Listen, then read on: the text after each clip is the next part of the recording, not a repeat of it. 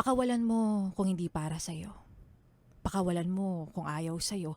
Pakawalan mo kung hindi nakikita ang halaga mo.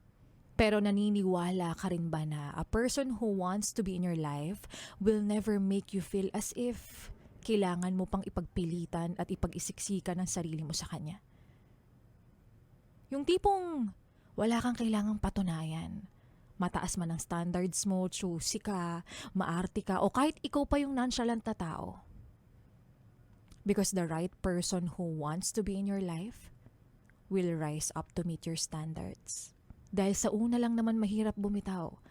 Dahil ang hindi natin alam, there's beauty in letting go. Dahil may mga bagay na kailangan mong pakawalan para sa mga bagay na sa'yo ay talagang nakalaan.